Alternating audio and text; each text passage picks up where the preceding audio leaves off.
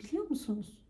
Bitkiler sadece şifa değil, binlerce yıllık efsaneleri de taşırlar. Mesela lavanta. Antik Yunan'da tanrıların uykularında eşlik etmeleri için tapınaklara serpilirdi. Ne kadar hoş değil mi? Biz yakın dönemde bitkilerin mitolojik hikayeleri serisi başlatıyoruz.